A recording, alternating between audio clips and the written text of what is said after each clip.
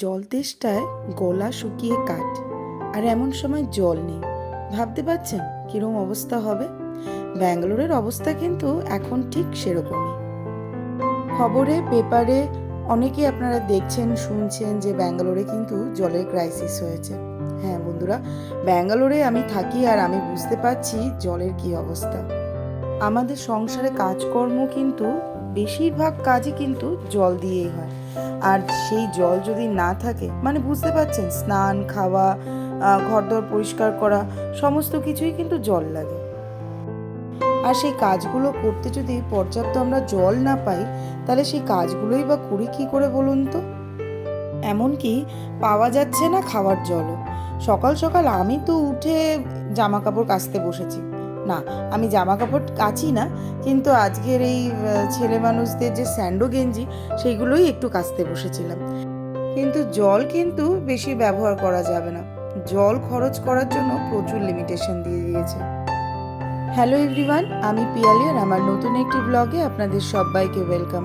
কেমন আছেন আপনারা সবাই? আশা করছি আপনারা সবাই ভালো আছেন, সুস্থ আছেন। আমিও কিন্তু বেশ ভালো আছি। আজকের বুধবার, মামামের আজকে স্কুল আছে, কিন্তু তবুও একটু আগে উঠে আমি জামা কাপড় কাচতে বসেছি, মানে স্যান্ডো গেঞ্জিগুলো একটু কেচে নেব। কালকে রাত্রিবেলা গরম জলে ভিজিয়ে রেখেছিলাম, ভাবলাম আর দেরি করব না, এখনই একটু সময় পেয়েছি, একটু কেচে ফেলি। আসলে এই ছেলেদের না এই স্যান্ডো গেঞ্জিগুলো ওয়াশিং মেশিনে দিলে ঠিক করে পরিষ্কার হয় না, আবার শান্তিকেও যদি আমি দিই সেও ঠিকঠাক কেচে দেয় না, আর নীল দিতে লাগে, সেগুলো তো কিছুই তারা করবে না। যার জন্যই ভাবলাম না আমি একটু কেচে ফেলি, তাই বসে পড়েছি। আর জলের কাজ না যত তাড়াতাড়ি করে নেওয়া যায় ততই ভালো, কারণ কোন সময় জল থাকে না সেটা কিন্তু বোঝা বড় মুশকিল। বড় বড় কমপ্লেক্সে কিন্তু টাইম বেঁধে দিয়েছে, মানে ধরুন এই সকাল 6টা থেকে সকাল 9টা অবধি জল থাকবে, বাকি টাইমে কিন্তু এক ফোঁটাও জল থাকে না। বন্ধু বান্ধবের কাছ থেকে শুনতে পাচ্ছি তাদের জলের অবস্থা, কমপ্লেক্সে থাকে তো, যদিও বা আমি কমপ্লেক্সে থাকি না, আমি স্ট্যান্ডঅ্যালোন ফ্ল্যাটে থাকি, তাই আমাদের এখানে জলের অসুবিধাটা একটু কম। জল ছাড়া জীবনটা কি ভাবা যায় বলুন? কিন্তু ব্যাঙ্গালোরে কিন্তু এখন জল ছাড়াই ভাবতে লাগছে। ওই 2-3 ঘন্টা জল দিয়ে আমাদের কি হবে বলুন তো? সবাই কি করছে জানেন তো, জল স্টক করে রাখছে, আর তাতে কিন্তু আর ওই জল পাওয়া যাচ্ছে না।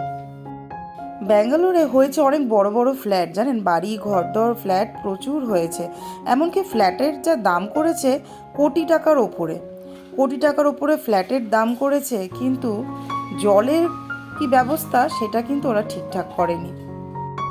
ব্যাঙ্গালোরে কাছাকাছি কোনো নদী নেই, যার জন্যই জলের খুব অসুবিধা হচ্ছে। 200 কিলোমিটার দূরে কাবেরী নদী আছে, কিন্তু 200 কিলোমিটার থেকে জলের ব্যবস্থা কটা ফ্ল্যাট বা কটা বাড়ি করতে পেরেছে আমার ঠিক জানা নেই। বেশিরভাগ ফ্ল্যাটে আর বাড়িতে বোরওয়েল করা, আর না হলে নিতে লাগে ট্যাঙ্কারের সাহায্য। আর এই ট্যাঙ্কারগুলো এখন কত টাকা চার্জ করেছে জানেন? আগে যেই ট্যাঙ্কারগুলো 500-600 টাকা চার্জ করতো, এখন সেই ট্যাঙ্কারের দাম হয়েছে 2000 থেকে 3000। ব্যাঙ্গালোরে আমার যাতায়াত প্রায় 13 বছর, 13 থেকে 14 বছর হবে। যখন আমি প্রথম আসতাম তখন আমার দিদি ভাই, তার কিন্তু ব্যাঙ্গালোরেই বিয়ে হয়েছিল, মানে ব্যাঙ্গালোরেই সে থাকে 13-14 বছর ধরে, আর তাই আমার যাতায়াতও 13-14 বছর। প্রথমে যখন যাতায়াত করতাম তখন দেখতাম, মানে আমার দিদি ভাইয়ের যে হাজব্যান্ড, সে প্রত্যেক দিন বাইকের পেছনে একটা রেনকোট রেখে দিত। খাবার নিতে ভুলে গেল, রেনকোট নিতে কিন্তু কখনোই ভুলতো না, কারণ প্রত্যেক দিন যখন তখন বৃষ্টি নেমে যেত। আর এখন 3 থেকে 4 মাস হয়ে গেল বৃষ্টির দেখা নেই। আর এখন যা অবস্থা, এখন যদি 1-2 দিন বৃষ্টিও হয় না, তবু এই জলের ক্রাইসিস মেটানো যাবে না। জলের ক্রাইসিস কবে ব্যাঙ্গালোরে ঠিক হবে তা তো আমার জানা নেই, কিন্তু জলের জন্য সংসারের কাজ থামিয়ে রাখা যাবে না। যার জন্য মাম্মামকে স্কুলে পাঠিয়ে আমি বসে পড়েছি ঘর দর ঝাড়তে। যদিও বা আজকের আমি পুরো ঘরটা ঝাড়তে পারিনি, মানে 2টো বেডরুমের মধ্যে একটা বেডরুম ঝাড়তে পেরেছি।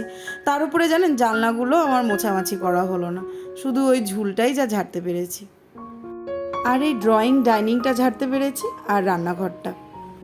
ঘুম থেকে উঠে কত কিছু ভেবে রাখি, এই সময় এই কাজটা করব, এই সময় ওই কাজটা করব, কিন্তু কোনোটাই ঠিকঠাক হয় না জানেন।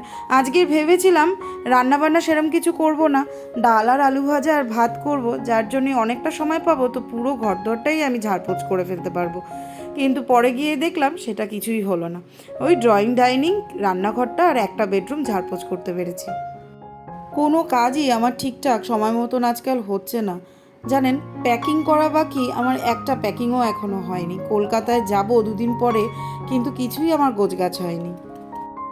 একদিকে এই সময় যে আমি কলকাতায় যাচ্ছি ভালোই হয়েছে জানেন, কারণ শুনতে পাচ্ছি যে এপ্রিল মাসে জলের ক্রাইসিস আরও বাড়বে।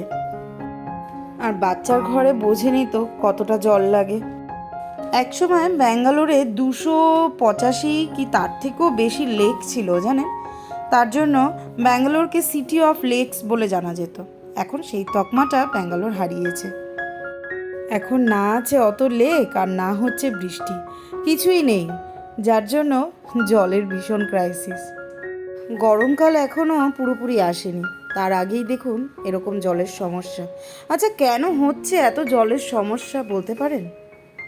বৃষ্টি তো একটা কারণ আছে, তার উপরে আছে মাটির নিচের জল কিন্তু ব্যাঙ্গালোরে অনেক শুকিয়ে গেছে, মানে জলের স্তর অনেক নিচে নেমে গেছে। বৃষ্টি হলেও মাটির নিচ অবধি পৌঁছাতে পারছে না বৃষ্টির জল। আর তার উপর সরকারের গাফিলতি তো আছেই। সরকার থেকে এখনও মাটির নিচে যে জলের পাইপগুলো সেগুলো কিন্তু সব জায়গাতে পৌঁছাতে পারেনি। আর যে 300-র কাছাকাছি লেকগুলো ছিল ব্যাঙ্গালোরে, সেগুলো উন্নয়নের জোয়ারে বুঝে গেছে। দূর থেকে খবরে শুনে আর পেপারে দেখে কিন্তু বোঝা যাচ্ছে না আসলে জলের ক্রাইসিসটা ঠিক কতটা হচ্ছে। যারা ব্যাঙ্গালোরেতে থাকে তারা কিন্তু বুঝতে পারছে যে ব্যাঙ্গালোরে জলের অবস্থা ঠিক কীরকম। অনেক জায়গায় মাত্র 3 ঘন্টা কি 4 ঘন্টা জল থাকছে কলে। কমপ্লেক্সে তো আর একটা ট্যাঙ্কারে হয় না, মানে সারাদিনে যদি ধরুন একটা জলের ট্যাঙ্কারও আসে, সেটা দিয়ে তো আর কমপ্লেক্সের লোকজনের প্রয়োজন মেটানো যায় না। কমপ্লেক্সে প্রয়োজন হয় অনেকগুলো ট্যাঙ্কার, মানে ধরুন 6 থেকে 7টা কিংবা 4 থেকে 5টা, অত ট্যাঙ্কার কিন্তু পাচ্ছে না দিতে। তবে এই মুহূর্তে দাঁড়িয়ে আমাদের ফ্ল্যাটে কিন্তু সেরকম কোনো জলের প্রবলেম দেখা দিচ্ছে না। কেন জানেন? এক তো আমাদের স্ট্যান্ড অ্যালোন ফ্ল্যাট, তার উপরে আমাদের একটা ট্যাঙ্কার একদিন হলেই যথেষ্ট। যাই হোক, কথায় কথায় কিন্তু আমার অনেকটাই ঘর ঝাড়পোছ করা হয়ে গেছে। আর এই ফ্যানগুলোতে তো আমার হাত যায় না, যার জন্য এটা দিয়ে যতটুক সম্ভব অতটুকুই ঝেড়ে নেব। ঘর ঝাড়পোছ করতে গিয়ে বেলা 11:30 বাজিয়ে ফেলেছি, এখনও আমার রান্না হয়নি।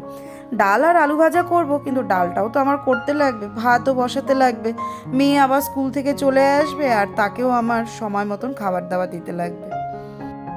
চলো, তাই আর বেশি সময় নষ্ট করব না, এই গ্রিলগুলো পরিষ্কার করে বিছানার চাদরটা পেতে ফেলবো, তারপরেই চলে যাব রান্না করতে। ডালটা অবশ্য আমি সেদ্ধ বসিয়ে দিয়ে এসেছি, যতক্ষণে ডালটা সেদ্ধ হবে ততক্ষণে আমার বিছানা করা হয়ে যাবে। এত অবধি যারা আমার ভিডিওটা দেখছেন, মানে এতক্ষণ ধরে যারা আমার সঙ্গে রয়েছেন, তাদেরকে বলবো যদি একটু লাইক না করে থাকেন তাহলে অবশ্যই একটা লাইক করে দেবেন। আর অবশ্যই যদি ভিডিওটা ভালো লেগে থাকে, আপনার একটা লাইকে আমার এই ভিডিওটা বহু মানুষের কাছে কিন্তু পৌঁছে দিতে সাহায্য করে। আর যদি নতুন বন্ধু হন তাহলে বলবো চ্যানেলটাকে সাবস্ক্রাইব করে আমার পাশে থাকবেন। আর পাশে থাকা বেল বাটনটা চাপ দিয়ে রাখবেন, যাতে যখনই আমি ভিডিও দিই তখনই যাতে সবার প্রথম আপনার কাছে পৌঁছে যেতে পারে।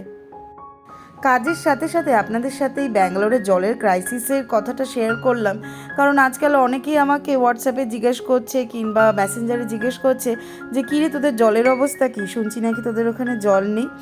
তো যার জন্যে আজকের আমার এই জলের কথাগুলো শেয়ার করা। যদিও বা আমি জানি না আমার এই চ্যানেলটাতে আমার কোনো পরিবারের লোকজন আছে কি না। চলুন তাহলে আজকের ভিডিওটা আমি এখানেই শেষ করছি। সবাই ভালো থাকবেন, সুস্থ থাকবেন। আমি চলে আসবো নতুন আরেকটা ব্লগ নিয়ে।